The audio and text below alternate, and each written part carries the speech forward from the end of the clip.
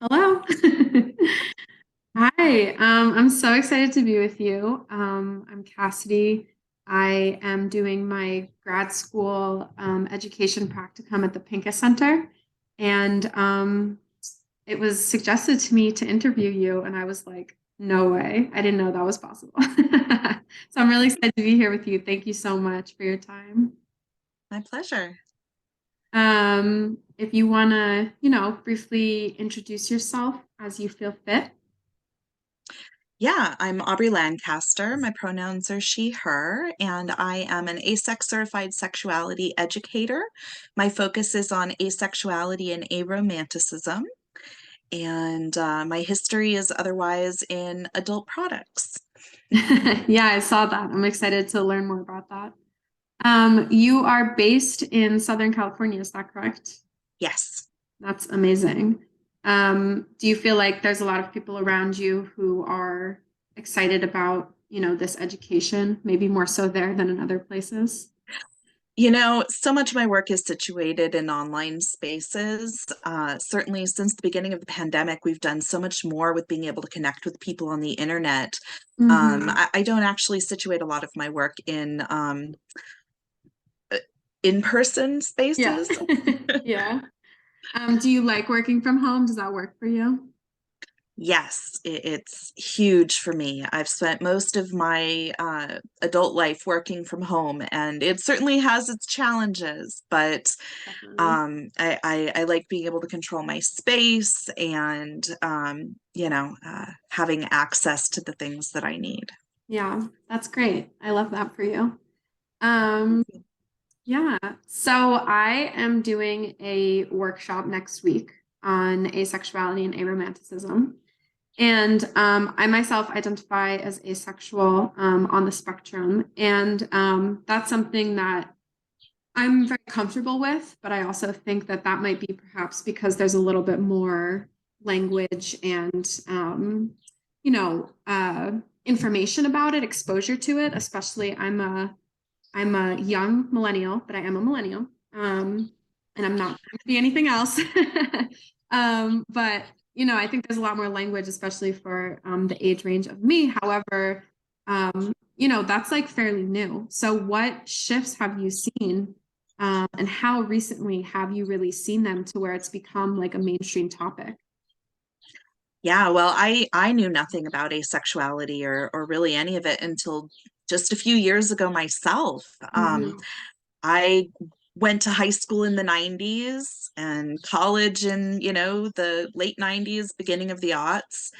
And, just talking about asexual spaces, there was very little awareness in that time frame at all. I mean, there was Haven for the Human Amoeba on Yahoo groups, but it Right. wasn't until 2001 when David J started the Avon forums that we got any sort of large scale awareness building.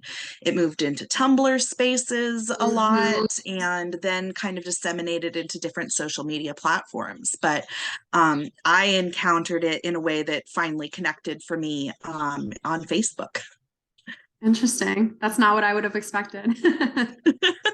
Well, Um, and I found it through a discursive framework too, because mm, I found it on a site because they were arguing asexual people are LGBTQ. And I was like, well, of course they are. Why wouldn't they be? It's in the right. acronym, right? Right. And that's what prompted me to really deep dive into it and finally come Mhm. to the understanding of the difference between sexual and romantic attraction and Mhm. understand it as an orientation and not just a modifier of preference of, desire levels or something like that. Yeah, definitely. I mean, for me, the glory days, which is funny because I'm a baby, but was Tumblr fully. And it's interesting to think about how there was a lot of discussion about asexuality specifically, not necessarily aromanticism yet, but using, language that didn't necessarily make sense to me at the time. And then, now having the language, it's like, oh, that's exactly what I was explaining when I was 13. Yeah. Yeah, having access to language around these orientations and experiences is the key, and we're seeing that so much in other spaces too, with neurodiversity Mhm. and other identity terms and languages, gender. The more that we have the language to describe our intrinsic experiences, the more we can Yeah. start to differentiate and see our positionality in these spectrums. Yeah. I was looking at your TikTok earlier, which I was going to bring up a little bit later because you have a great TikTok. I think it's pretty underrated. Um, and I saw one about you talking about the color spectrum. That was the first time that I've ever heard anyone compare, spectrums, especially related to queerness, related to color, and that was genius. Like, so I would love if you could explain it a little bit here for those who haven't seen that TikTok and need that, information given to them. Yeah, so we talk about spectrums, but even though we talk about the rainbow of gender and orientation, when do we actually look at a color spectrum and talk about the language of colors and how that's developed over the years? It started out with Crayola, Mhm. developing different names for different colors as they expanded their color line. And then the paint industry completely exploded the language around colors. My bathroom is Buzz Lightyear blue. But because we have that, our brains can literally differentiate Mhm. between colors that without the language to do so, I mean, there's research on this. I don't have the citations, but Yeah. if people don't have the language for colors, they literally can't differentiate as many. Mhm. And one of my favorite examples is teal versus turquoise. If you Mhm. think about and you know those colors, you can mentally immediately kind of see the difference between them. But if you're unfamiliar with those words, they're just blue green. Mhm. And Yeah. because we have all of this language to identify and specify different colors, we can also use that concept for the diversity of language and gender and orientation. And the language of labels is the community's way of identifying different positionalities within these spectrums so that they can be seen and understood and not just blur into some blend of, Mhm. obscurity. Yeah. I think that's amazing. It's very validating for me as a person who identifies as non-binary, as a person who identifies on the asexuality spectrum, queerness, all the things. Like I felt really empowered by that idea. And I think it's a really good anecdote for explaining it to people who, maybe are confused about all of a sudden this like desire of people wanting to explain themselves.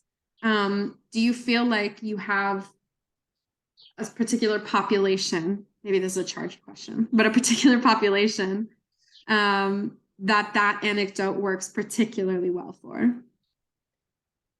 I think the more ways we have to explain the value of labels, the more we Mhm. can kind of get past this idea that, we're limiting ourselves with labels, Yeah. because labels are a way of expanding our awareness, not Mhm. confining it. Placing a label on another person is absolutely a way to confine them and Right. define them externally. But taking on a label for yourself is liberating. Definitely. I think it's also interesting that the more that I get deeper into education and meeting other educators who themselves identify in similar ways that I do, um, it's really interesting to kind of have this experience that's like, I'm not going to explain this as, eloquently as I'm sure you can, but it's like the words can be so powerful, and yet if you get it, you get it. Like if you know, you know. So there's something about having this idea of color that's kind of like being able to connect with it and not having to explain it. And it's just abstract enough where it makes sense to me. It's just Yeah. it's so smart. You need to do something with that. Or like we need to make that TikTok go viral or something because so good. Well, I think part of it is because labels are infinite. we could have an Mhm. infinite number of labels to describe orientation, gender, all of these different experiences. Yeah. So as more and more labels come out, there's this tendency to resist and go, why do we need more labels? And just like with colors, because it is expansive, there could be Yeah. an infinite number of colors that we can name. That Yeah. doesn't mean they're not useful. We're Mhm. just getting more and more specific into what parts of the spectrum we're discussing. Definitely. I knew you would explain that better than me. Thank you for that. Um, okay, so you mentioned that you used to work with toys, right? I don't know if that's exactly what you said. I know that from, seeing the type of work that you used to do, but with sex toys, play toys, things like that. I'm sure a lot of people have confusion around the fact that you now teach about asexuality and that you used to, slash, I don't know if you still do, but do education, play parties around toys. I think that's obviously, there's a misconception there, right? That like people that are ace can't be sexual also, but um, how do you, if someone comes to you and they're like, what the heck? Like, how does that make sense? How do you explain that to people? Well, first off, orientation influences behavior. Mhm. Behavior does not define orientation.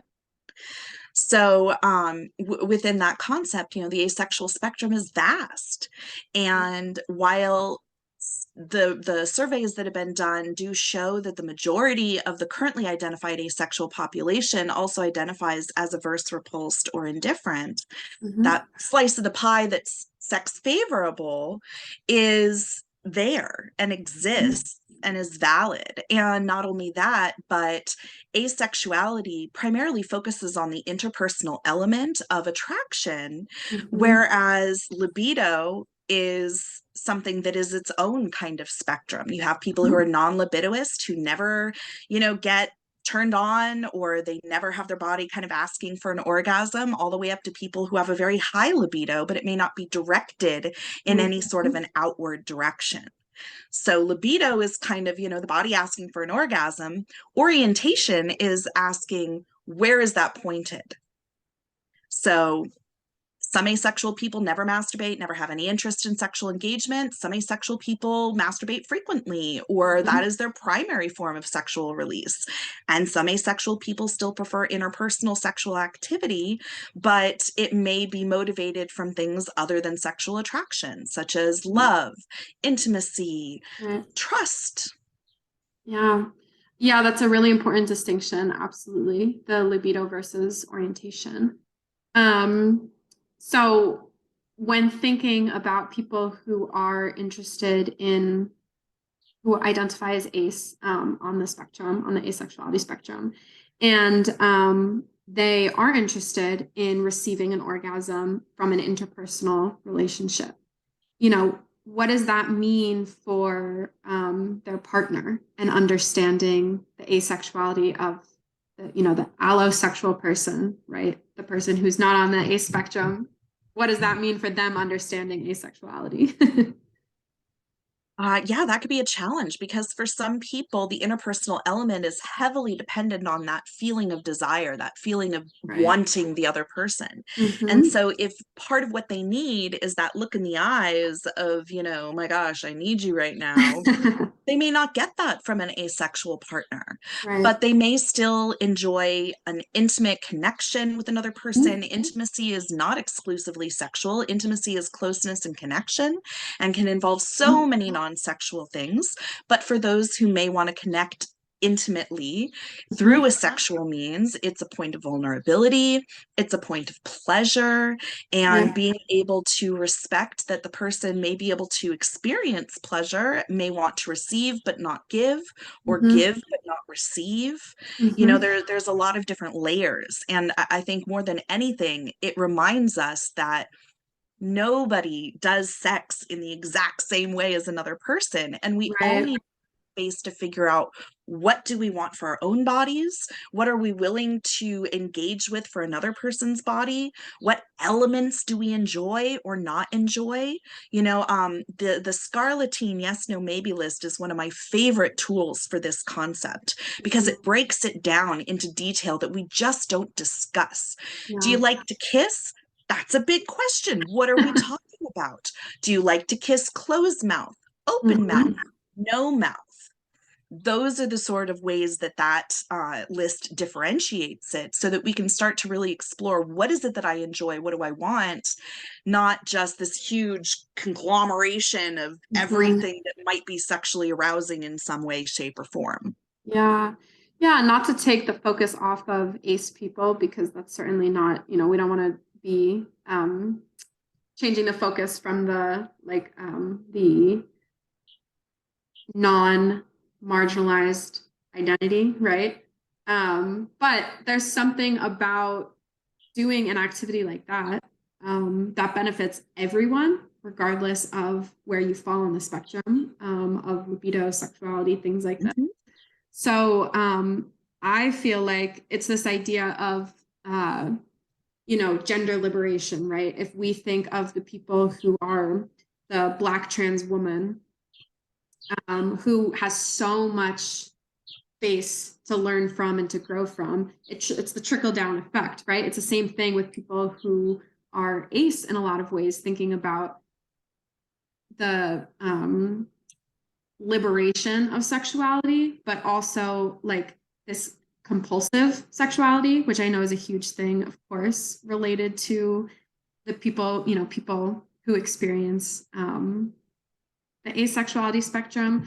There's so much that benefits people, even who have a very high interpersonal libido, right? And that's just something that I don't think is talked enough about. And I refrain from it because it's like, I want the focus to be on, the aces. But it is all interconnected, because what we're dealing with is dominant narratives. And, going back to metaphors, if you think of shining a light, right, that dominant narrative is shining this very bright light that everybody is looking at, but it's casting shadows. And those shadows are the marginalized experiences that get they're invisibilized. Is that even a term? They're made invisible within those frameworks. And it is from those spaces that we can learn so much, because those are the people that are shining a light on the spaces that we're not looking at, and poking holes in some of the problems that these dominant narratives are creating for us. Definitely. Again, said it better. I love it. Thank you for that. So you mentioned this idea of intimacy, right? And how sex, of course, is one way to be intimate, but what are ways that are not sexual or romantic to be intimate? Yes. So the asexual community has beautiful language around the differentiation of attraction, which translates nicely right on into the differentiation of intimacy. So you have sexual intimacy, romantic intimacy, emotional intimacy, intellectual intimacy, aesthetic intimacy, spiritual intimacy, platonic intimacy, and sensual intimacy. And of course, the language of intimacy is also expansive. There's lots of work done around the concept of access intimacy. Yep. So, what's a particular intimacy that's important for you out of those that you just named? yeah, I think intellectual intimacy is one of my favorites. The meeting of the minds, geeking out over something with someone, like stuff like this. We just have these conversations where we get to conceptualize things and get to know other people's perspectives and understandings. And, that's very renewing for me. But it's also an intimate experience, because you're vulnerable with the information that you know or don't know. And, that conversation that you have is never going to be duplicated in the exact same way anywhere else, but it may influence your life in many different ways, the things that come out of those conversations. Yeah, definitely. Do you have any people, there's a lot of funny like memes and TikToks and stuff about how the elders of asexuality are like on Facebook, right? Like they still exist, they're here. And I think that's really cool. You know, there's something to be said about the shadows, right? But I do think that that's really cool that probably a lot of people that you've looked to, right, to learn about yourself are still here. Do you have any sex educators or people who, you know, are authors or anything like that that's really influenced your journey? Oh gosh, so many. Well, I'm going to first put out Sharonda J. Brown's work on compulsory sexuality, Mm-hmm. refusing compulsory sexuality, a Black asexual lens on our sex obsessed culture is a fantastic work that I would recommend highly to anyone. That book came out and it was just, it made Yeah. me so happy because my own Mm-hmm. studies into the subject parallel theirs in so many different ways. Like we read so many of the same works. One of my favorites was the book Frigidity by Peter Mm-hmm. Kreil and Allison Moore, which is a genealogical exploration of the history of the word or the concept of frigidity within Mm-hmm. Western culture. And you know how we have created this idea of, you know, Mm-hmm. especially women or femme-bodied people being Yep. frigid if they Mm-hmm. don't want to engage sexually. Mm-hmm. But Sharonda adds the element of the Black lens, and especially the Black femme lens that, you know, I don't have access to. So it was the book I would have written if I were to ever write a book, but so much more than I could have done. So it is Yeah. beautiful. But if we're also Yeah. talking elders in spaces, on Tumblr, one of my favorites is Coyote Mm-hmm. and Senkestra. They both have a lot of amazing work, kind of really diving into some of the nitty gritty information on some of these things, and citations abound. Coyote really digs into the discourse around the concept of the split attraction model. Yeah. Do you have a moment that you can remember where you like sat in the identity for the first time, where you were like, okay, I've been, you know, this has been marinating, it's been something I've been thinking about, and then you just are like, yeah, wait, that's definitely me. You know, do you remember? Mm. Is it kind of a It slow was evolution?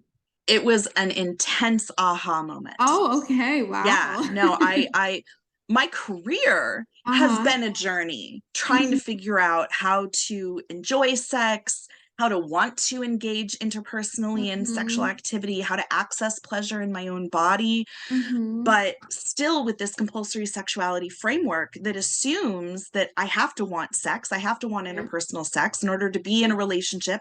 I have to have interpersonal sex. Yeah. And you know, I have to want interpersonal sex more than, you know, personal solo sex, all of these Mhm. things. So it was that Facebook post that helped me to really dive in and understand what's going on here and read and start to learn all the language around this. And then I found KJ Sarankowski's dissertation on asexuality from Uh-huh. when they graduated from grad school. Just to, you know, like there's it's one thing to find the language of the community and you're kind of Yeah. like, okay, I connect to this, but Mhm. how does it situate in the academic world? And then to Yeah. start finding academic references on it, and that there is all of this academic support, and there's books out there, and there's all of this stuff. And I went, oh my God, no, this is real. This is a thing, and this is me. And it was joyous and beautiful. And Yeah. then it was also really sad and scary because Yeah. I'm married, and it was Hmm. not as joyous for my husband to Yeah, understand. definitely. Um, when you had that moment and you were, you know, sitting in the joy, that's okay. You were sitting in the joy. Um, what was like the sensation in your body, right? I remember for me having that moment, it wasn't, I don't think, such a big aha, but it was like something clicking, right?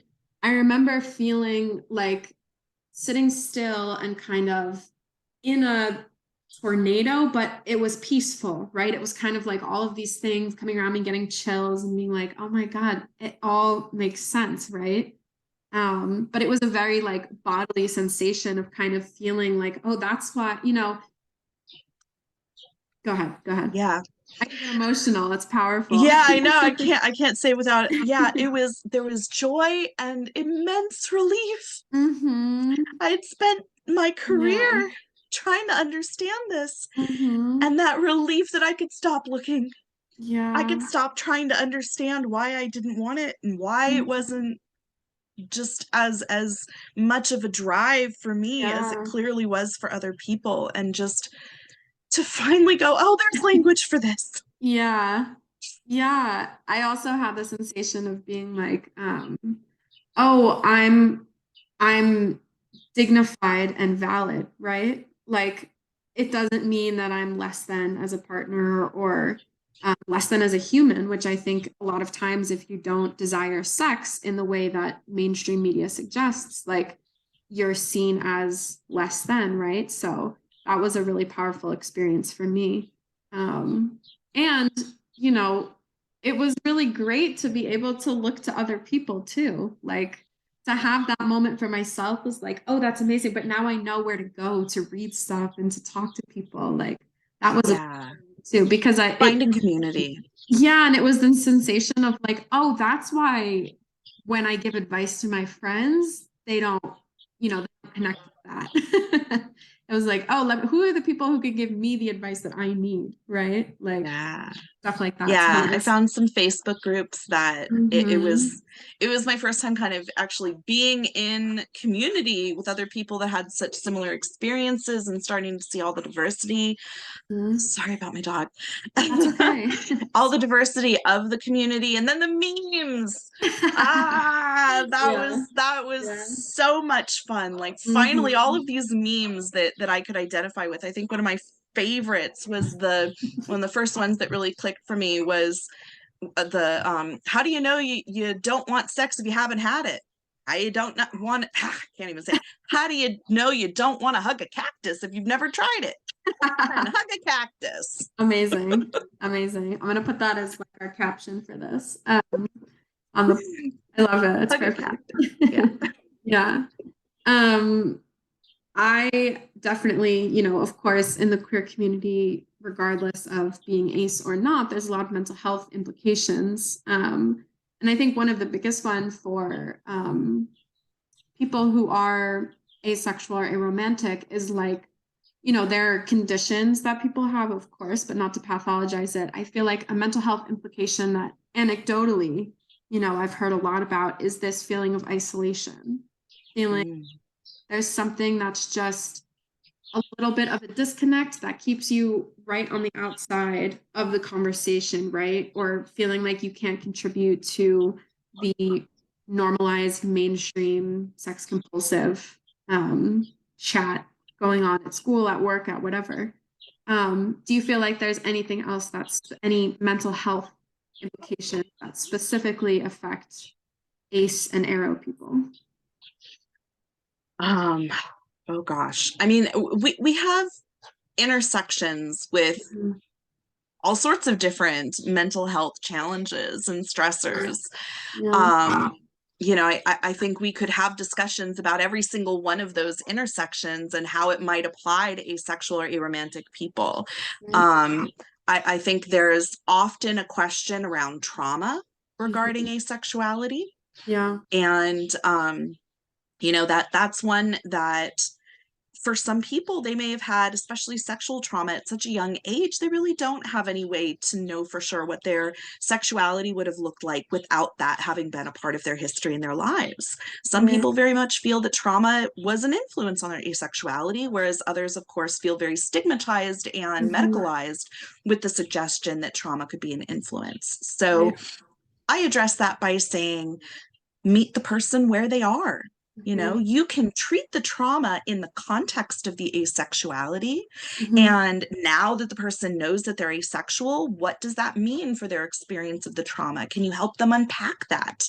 And Right. you can do that with the awareness that sexuality is fluid, Mhm. it can change, Mhm. but if you are doing this treatment with the intention of changing the sexuality, that's conversion therapy.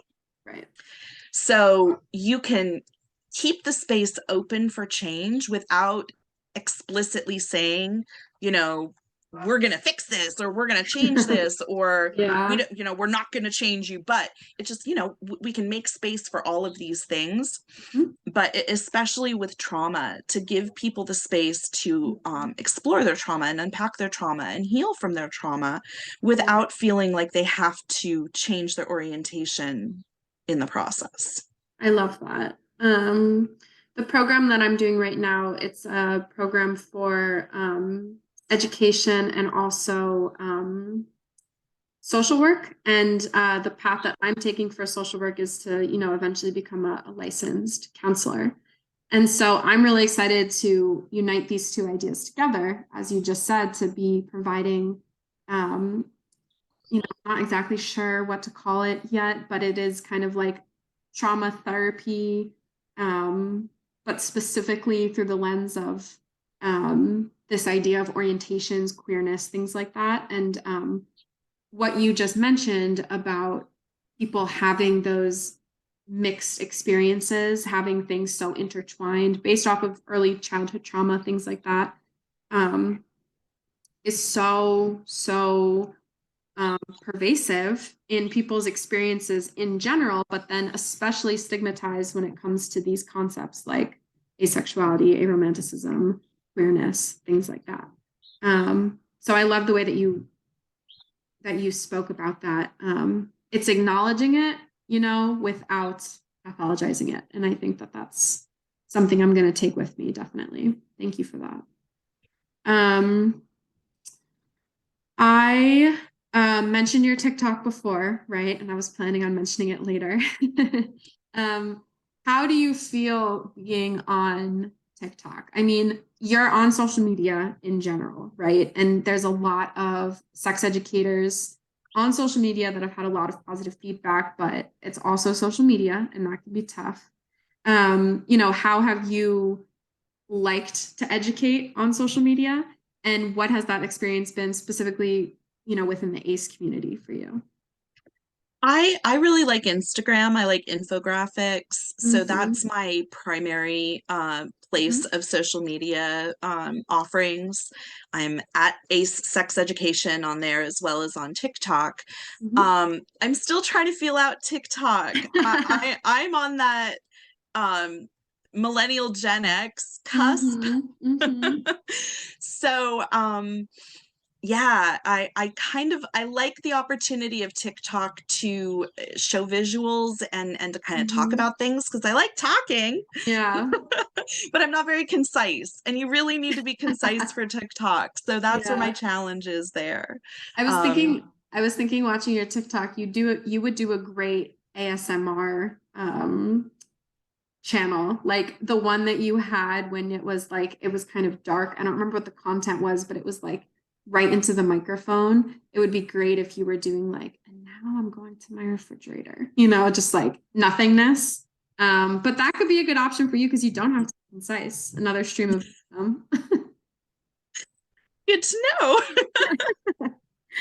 a YouTube channel, an ASMR completely unrelated to anything YouTube channel.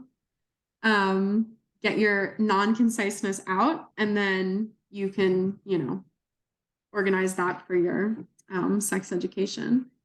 Instagram, I think Instagram's interesting as a sex educator because there's a lot of people, especially specifically out of the program that I'm in, who have kind of like blown up on social media, right? And they've like become these influencer, sex educator type of people, which I think is really, really cool, but also difficult when talking about sex education, especially something more specific like what you are educating on, especially when you identify as that, right? It's that there's like a lot of um I don't know. I don't know exactly what the right word is because I don't want to, explain your experience, but a lot of other people talk about how it can feel intrusive.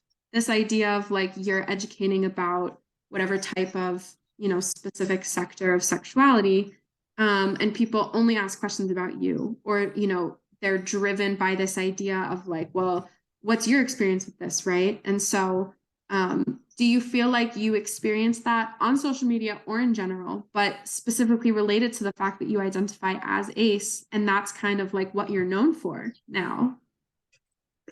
Well, I go for quality over quantity on social media. Like I don't need thousands of followers. I need followers that actually are paying attention and listening and want to learn. Mm-hmm. So I have no problem blocking people if they're just there to be trolls, you Right. know? Like if you want to learn something and have a conversation, I will spend as much time as I can to Mm-hmm. answer legitimate questions in detail and thoughtfully. But you Mm-hmm. know, if people just want to say that's not real, Right. I don't need you on my page. You know, you're not Mm-hmm. here to learn. This is an educational, you know, page. This isn't, you know, while everything is political at the same time, like Right. I'm not speaking to Congress. Mm-hmm. I'm speaking to individuals who are trying to understand their intrinsic experiences and giving them the language to do so. Right. So, Yeah. And do you feel like people ever, ask you things or cross a line trying to get to know information about you personally, where you're like, it's not just about me and we're not talking about me, right? I do share this identity, but it's not about me. Do you have right. experience? You know, I have been fortunate not to have a whole lot of that. I think the fact that I'm a little older means that people are a little less likely to care about I, my personal sexual activity. I I don't don't know. know. I don't know Uh, about that. but you know, the other thing is I avoid myth busting too.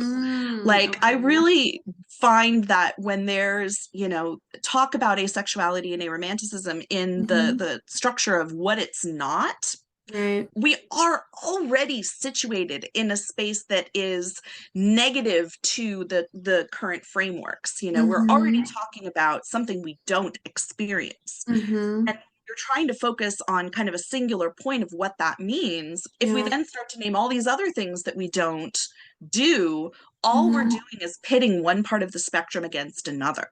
Hmm. And a lot of it feeds into this idea of being palatable, you Right. know. Yeah. So whether or not I masturbate or have sex is irrelevant to the conversation, because the conversation is about asexuality and the fact that some people who are asexual masturbate and have sex and some people don't, and we Hmm. need to know that and make space for that. And it doesn't matter what my personal engagement and experience is, but Hmm.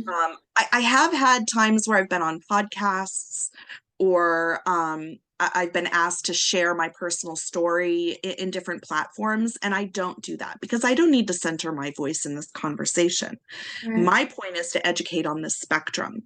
And if Yeah. you want somebody's voice to center on their own experiences, there's Hmm. lots of people that have far more complex, marginalized identities than I do that need to be uplifted and heard. Hmm. Yeah. Yeah. I mean, listen, it doesn't matter your age, right? That's irrelevant for the internet, especially. But I think that it's your approach. You seem to have really good boundaries around talking about it, but also you are very, very captivating in making, and like selling this idea of the importance of asexuality and aromanticism. And so it's not about your age. I can assure you that. Well, um, thank you. um, where can people find you, follow you? You said you're on Instagram. I'm going to link that. Is there another social media outlet or your website that you would like people to look at? Yeah, my website, AceSexEducation.com. Okay. And I offer one-on-one consultations. They're educational consultations. I'm not a therapist or coach. Mhm. So my work on one-on-ones is really to help people to explore the language of their experiences and to connect to resources, both you know, within the community and more expansive resources to figure out how to engage with relationships that they may want or not want in their lives. I think we spend so much time in the 101 Yep. of what is asexuality and aromanticism, that we don't spend enough time talking about how to support these communities in building visions of affirming and happy futures. Love Because if you that. don't know what your future could look like as an asexual person, you may be sad and scared with this Yeah. identity rather than liberated and aware that, oh my gosh, I can now love everyone in the way that I love them, and know that it's a platonic connection and it's not based in this sexual need for me. And you know, what other kinds of relationships are going to be fulfilling to me, what other kinds of intimacy are going to be fulfilling to center in my relationship and decenter sex.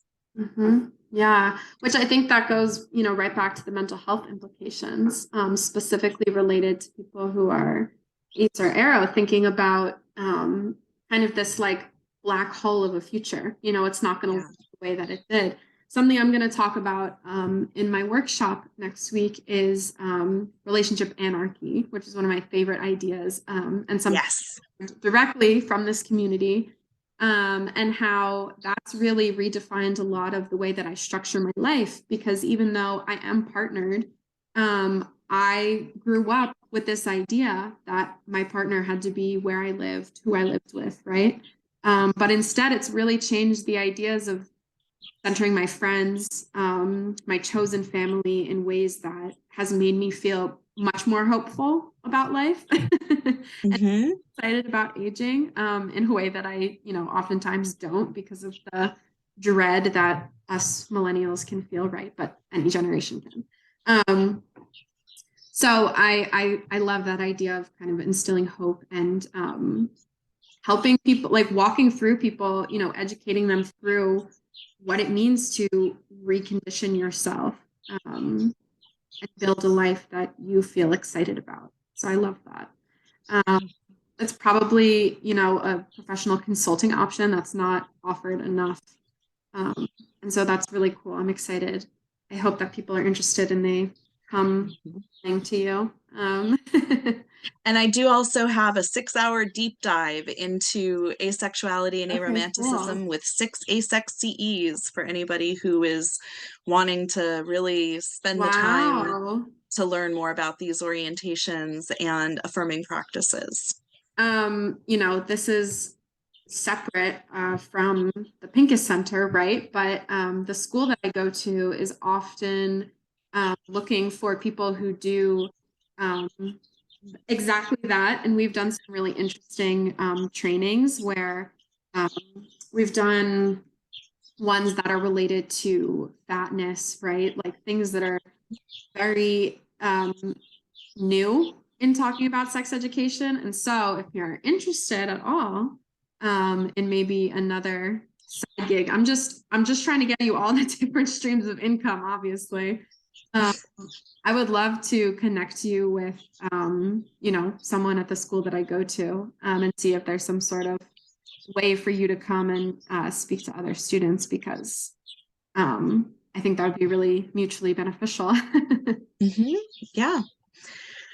I'm always happy to have more speaking engagements. I'm happy to offer resources and such and have a Q&A like this in when this sort of a setting. But if they want an actual presentation, I do have payment options for that. Oh, definitely. That goes without saying, please. Yes, yeah, that's deserved. For sure. Did you want to dig into aromanticism any? I mean, we kind of spent a lot of time on asexuality, but Yeah, aromanticism is such an important spectrum that gets very little attention. sure. Please. I would love to. The workshop I'm doing is specific to asexuality, and so that's why this was focused on that. But listen, you're here to speak the wisdom. I want to use as much as I can. Is Yeah, well, I mean, the concept of romantic attraction, one of the things that I explored in my own studies, trying to understand these experiences and specifically what is romantic attraction. And that's when I came across the work of Dr. Dorothy Tenov and her book, Love and Limerence. Are you familiar with it? No, I'm not. Okay, it is a fascinating work. It was published in 1979, so I think it Wow. gets forgotten about, but it was based on 6 years of research and thousands of interviews to help to conceptualize the concept of romantic love and Mhm. romantic attraction. And she actually coined the term limerence. She made up that word. Wow. She made up that word because she didn't want the concept that she was working on to be conflated or confused with other concepts around love and romantic love and all of these things. So she Mhm. coined the term limerence to specifically describe a set of characteristics and a progression of this falling in love thing. And the reason that I'm so attached to this work is she is the only academic, or Wow. anyone really, that not only explored the experience, the intrinsic experience of Mhm. romantic love, but also identified that there are people that do not experience it and studied what that means for them.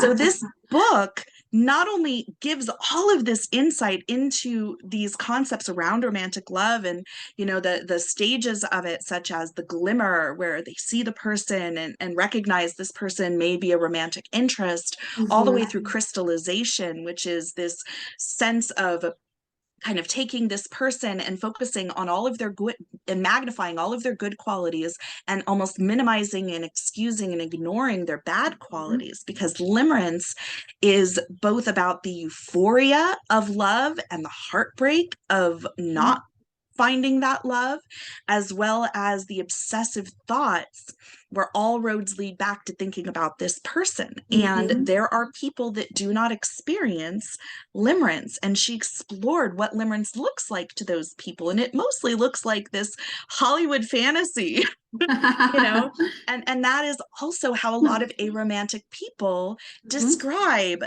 how they view romantic attraction, that it just looks like this performance, you Yeah, know, because they're only seeing the performative elements of it, the right. going on dates, the giving of gifts. But all of these things are things that could also be done platonically. It is the Mhm. intention and the internal experience that changes what that might mean for a person. So the fact Mhm. that there is this research out there that talks about what it is like for people to not experience romantic love is Mhm. so impactful.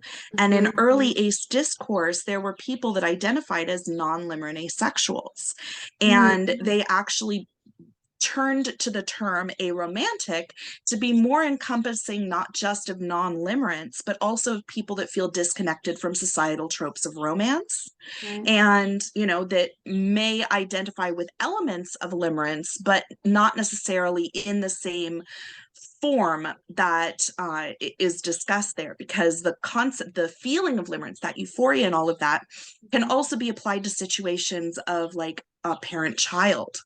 And Mhm. just as we know that some parents fall instantly in love with their baby, baby Yeah. comes out, "Oh, I'm in love with my baby." Whereas for other people, they don't Yeah. feel that. And they're like, what's wrong with me? Why am I not Right. immediately bonded and in love with my baby? But Mhm. over time, it can grow and develop into love. Right. So how we access love can be Yeah. very different.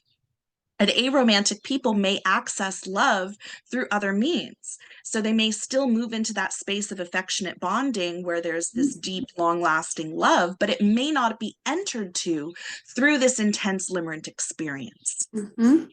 I loved watching you explain that. You love this book. The research that's come from it, that's very obvious and amazing. I'm definitely going to have to look into it and, purchase that for my library as soon as possible. You don't even have to. She has passed on. It is open source on the internet. Wow. Wow. Hmm. Okay, well, I know what I'm doing after we get out of this.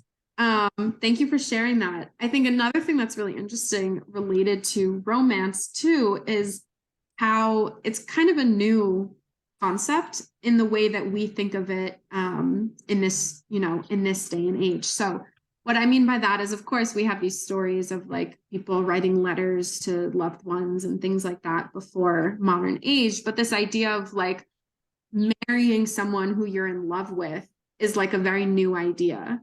Um, Mm-hmm. and it's and something, and very specifically a Western concept, because Yes. there is many cultures around the world that do not prioritize romantic love, and specifically say that, that is not a reason to get married to somebody. Right. That's a terrible reason to get married to somebody. Yeah. And the discussion around limerence makes it clear that Mhm. when you are in that limerent state, there's a lot of bad choices that can be made, and it can Mhm. be to the extreme of intense feelings that people kill over love. Yes. People Yeah. die over Mhm. love. Definitely. So there's so much of the work on limerence right now focuses on that extreme of it.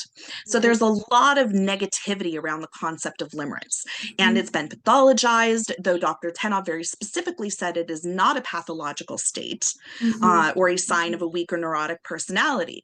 It Mhm. is part of the ways that some people naturally move into love.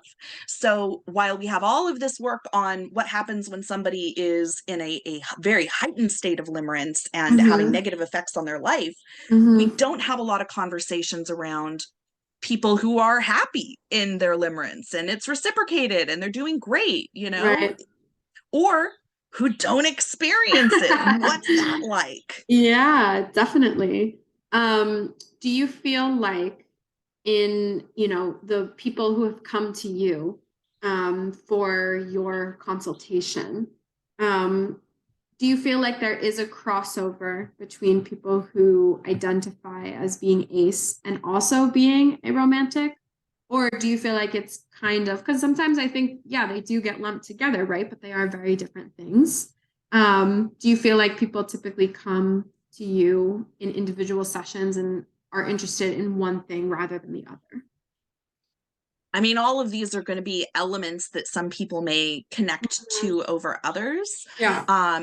Some of the surveys that are out there of ACE communities show that about 25% of asexual people also identify as aromantic. But it's also important to recognize that some people are aromantic and not asexual, which is another reason that term was coined to replace non-limerent asexual, because some people specifically don't experience the romantic attraction, but may still experience sexual attraction.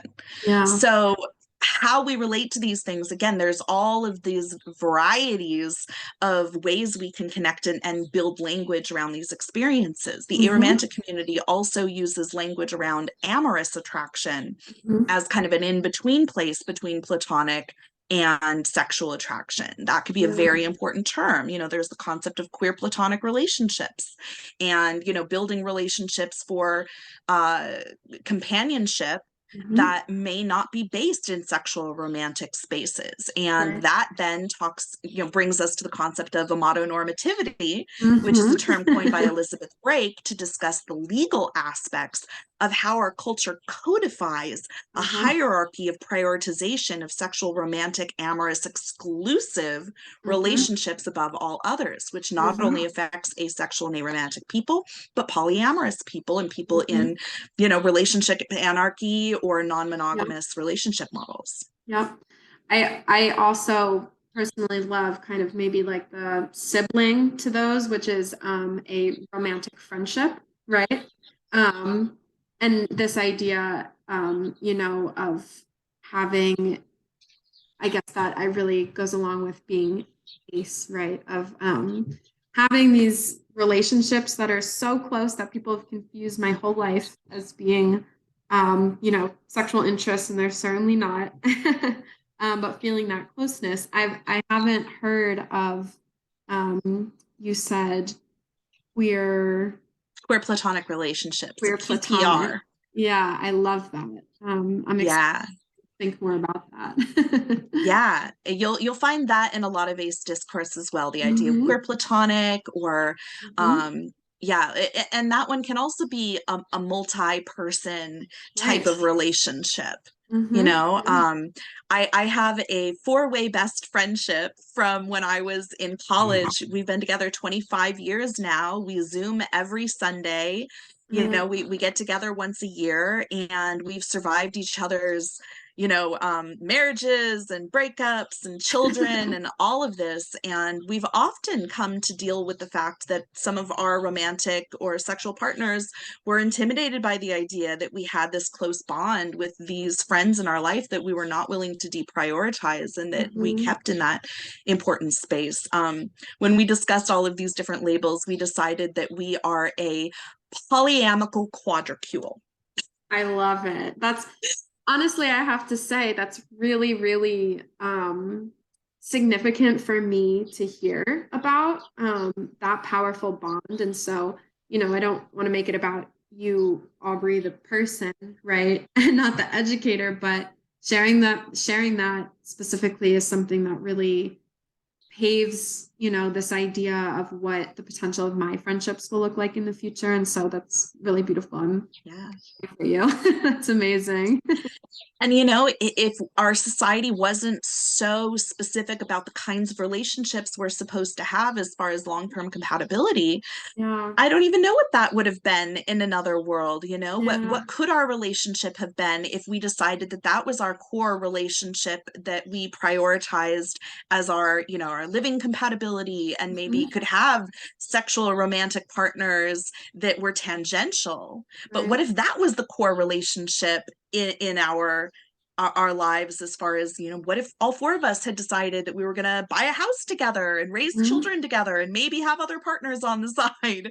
Who Yeah. knows what that would have looked like? And instead, we're scattered around the state in our own, coupled married relationships, and Mhm. still have this connection with each other, which is beautiful and important to us. But Yeah. it is those social constructs that informed how Right. we divided those relationships up, rather than necessarily our own intrinsic needs and desires. Yeah, definitely, which is a lot of conversation that's happening right now with my friends in that way of trying to make sense of those things. Not that we're anywhere near able to buy a house at this moment, purchase property of any sorts, but how we're thinking of making these postgraduate, late 20s moves in our lives that will be a little bit more permanent. We really are focused on building it around these friendships, which is really cool and something I'm really grateful to have. So thank you for that. Um, you've given me so much to think about, and the biggest takeaway is that I'm thinking I should do a part two. Uh, not with you, the pre-labor. Thank you, but do part two to the series that I'm doing, and thinking of doing one about aromanticism. So thank you for bringing that up and really like shining a light on the fact that we did cover it, and that it's often hidden. And I probably need a few extra hours for the semester, so that would be great. It would benefit everyone. Thank you so much for your time, your energy, your information. I'm personally so grateful. The Pincus Center is so grateful. And we're all lucky to have you as an educator. Thank you. Yeah, it's been a pleasure. I hope you have a great evening. Yes, you Um, too. yeah, and if you are interested, I would love to connect you with someone from my program. But no pressure. I'll follow up with you, and you can think about it. Yeah, definitely. Okay, sounds great. All right. You have a great day. Thank you. Bye, Aubrey.